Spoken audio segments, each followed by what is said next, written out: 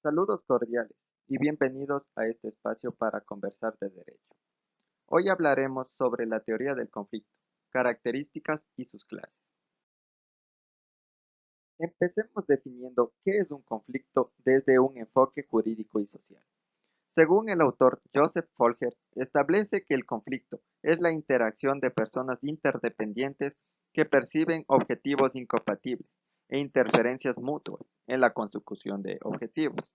El conflicto debe verse como crisis, por tanto hay que pensar que un fracaso se puede convertir en un éxito, el cual es una oportunidad de cambio profundo y de consecuencias importantes en el manejo de una situación. George Simmel menciona que el problema dentro de un conflicto es la existencia de poder, el cual constituye un elemento que impide dar solución a un problema, puesto que el ser humano siempre intenta ganar. Por esta razón, Simmel menciona que para llegar a un acuerdo entre las partes que son partícipes de un conflicto, es necesario quitar el poder para que exista igualdad de condiciones y optar por una solución alternativa.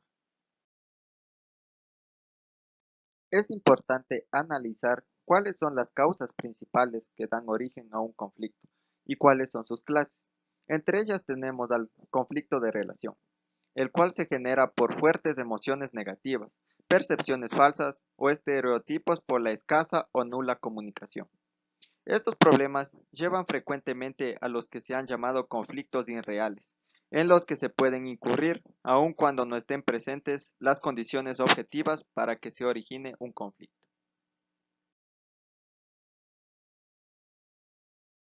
Como segunda clase tenemos a los conflictos de información, el cual se dan cuando a las personas les falta la información necesaria para tomar decisiones correctas, están mal informadas, difieren sobre qué información es relevante o tienen criterios de estimación discrepantes.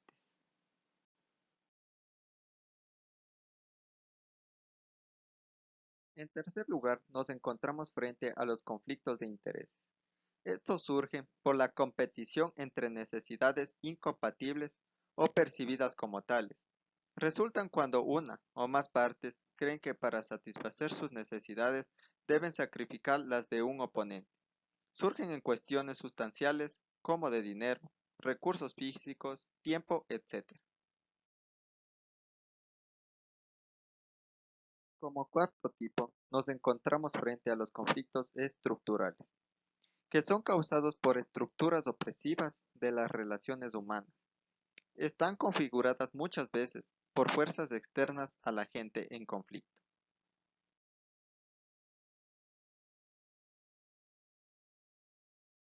Finalmente, nos encontramos a los conflictos de valores, los cuales son causados por sistemas de creencias incompatibles, puesto que los valores son creencias que la gente emplea para dar sentido a su vida, y que muchas veces se intenta oponer a la fuerza creencias a otros individuos, y es ahí donde se origina el conflicto.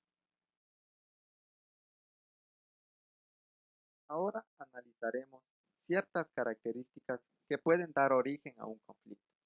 Entre ellas tenemos a las diferencias personales, puesto que todos somos diferentes por nacimiento. Es por tal razón que existen opiniones y propuestas ideológicas que no se asemejan a los demás. El conflicto también se puede producir por la existencia de desacuerdos, pues hay personas que pueden expresar sus preferencias y prioridades, que no cubren las expectativas de otras personas. A la vez se puede originar por la existencia de un problema, pues este se caracteriza por causar un estado de tensión o malestar, que se genera entre individuos por diferencia de intereses. A la vez se puede surgir también por la presencia de violencia, el cual es considerado como una respuesta a cualquier tipo de agresión.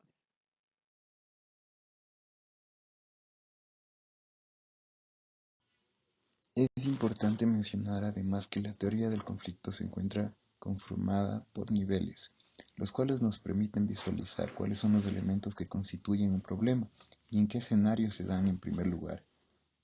Tenemos así a los conflictos intrapersonales, los cuales se caracterizan porque el problema se origina en el interior de los individuos, producto de ideas, pensamientos y emociones que entran en una colisión unos con otros.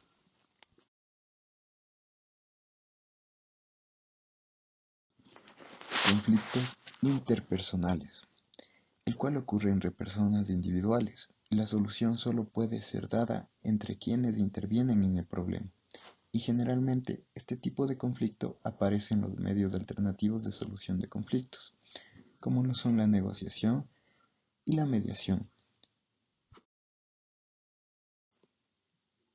Como tercer nivel nos encontramos a los conflictos intragrupales, los cuales aparecen en pequeños grupos sociales, afectando a la capacidad para resolver una disputa y continuar con la persecución de objetivos capaces de solucionar un problema.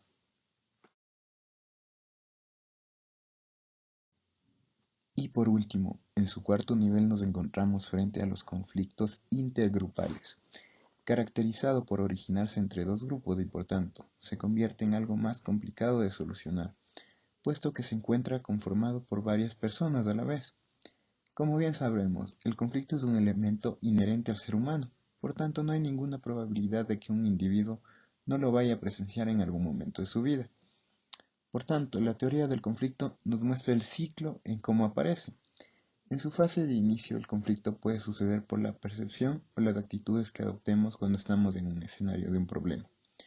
Esto surge por diversas situaciones, ya sea por el ambiente en el que se desenvuelve un individuo o por modelos de conductas que apreciamos a diario.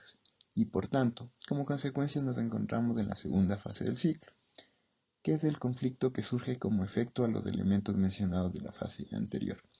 Eminentemente, esto nos induce a una respuesta que se refiere a la manera en la que actuamos, ya estando en el conflicto, y finalmente obtenemos un resultado, el cual puede ser negativo o positivo, dependiendo de la manera en cómo actuemos, pero que inevitablemente nos conduce a volver a repetir el ciclo. Como otro dato importante de la teoría, se encuentra la escalada y la desescalada del conflicto, es decir, analizar cuáles son las situaciones en las que el conflicto puede tener un aumento o una disminución. Las situaciones en un escenario de problema, las cuales se analizarán de manera individual. En primer lugar, tenemos a la llamada escalada del conflicto, la cual es una de las características del conflicto, que se configura por el enlazamiento de actos de cualquiera de las partes. Es por esta razón que una confrontación se puede agravar. También, otra de las consecuencias por las que se puede incrementar el nivel de conflicto es cuando ninguna de las partes tiene como intención llegar a algún tipo de acuerdo que pueda dar fin al conflicto. Algunas de las situaciones en las que se puede presentar la escalada del conflicto están configuradas por fases o etapas. Dentro de la primera fase de la escalada, vemos que esta es aquella que se encuentra en la vida cotidiana, inclusive cuando las relaciones dentro de un grupo social son buenas, pero producto de ideas o pensamientos, asimismo proposiciones que se contraponen entre sí, se pueden producir tipos de conflictos.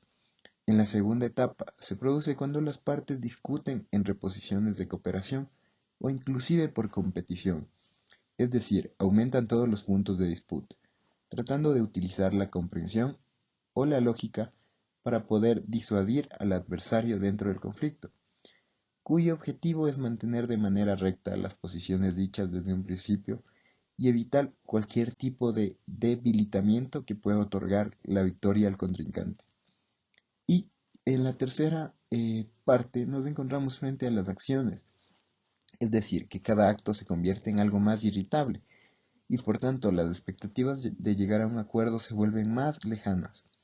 En la cuarta fase de la escalada del conflicto vamos a tratar la omisión de cualquier pensamiento o sentimiento que pueda afectar para ceder la victoria al contrincante. Y es aquí donde desaparecen las diferencias personales y se intenta ganar a toda costa. Y en la quinta fase se intenta mantener el control de la situación y para así poder llegar a ganar un conflicto a través de infundir terror o amenazas. En estos casos las partes intentan usar la fuerza para que la otra parte ceda en cuanto a la opinión que se vino dando desde un comienzo, o inclusive antes de que se desarrolle el núcleo del conflicto.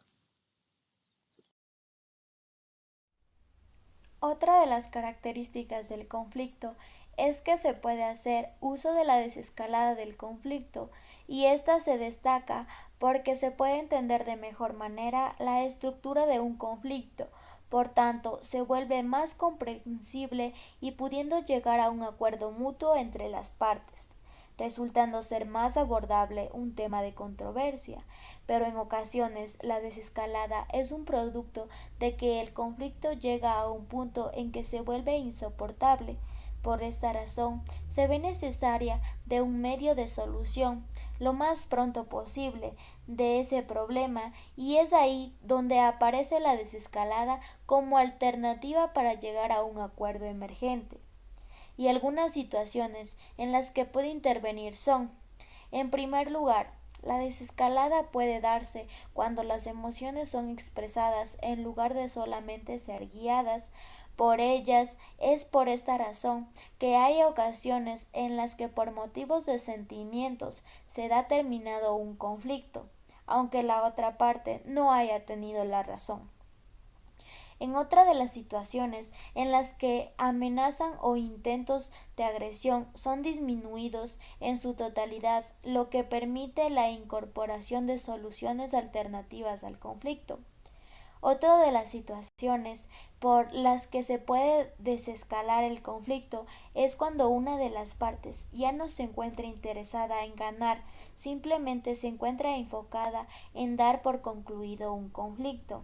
En otros casos se presenta o se incorpora la desescalada del conflicto cuando se reconocen las necesidades de cada una de las personas y ven necesario no eliminar de las otras personas.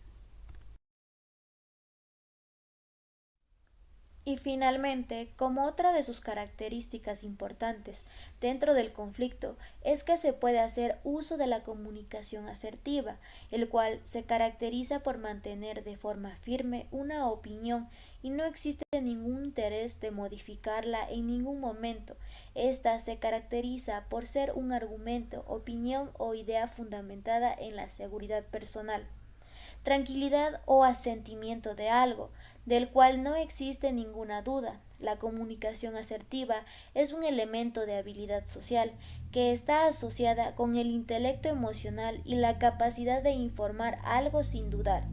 Por esta razón, la comunicación asertiva trata de evitar cualquier tipo de errores que se puedan configurar en un momento de expresar una idea, con el objetivo de evitar una contraposición, reproches o una contestación mal fundamentada de la otra parte.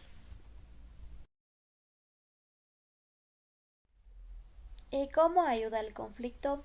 La comunicación asertiva permite expresar nuestras necesidades e intereses de manera objetiva, segura, fundamentada y tratando de caer en ambigüedades que puedan malinterpretarse al momento de ponerlas en conocimiento. Al momento de encontrarnos en un escenario conflictivo, esto sirve de gran ayuda, ya que permite acercarnos a la verdad sin tener que recurrir a las falacias, lo que puede inducir en dar la aprobación a una de las partes y no dudar en ningún momento en los argumentos dados por un individuo y resultado más favorable para una solución pronta de cual el conflicto y evitar los disgustos e inconvenientes que pueda suscitarse con posterioridad. Muchas gracias.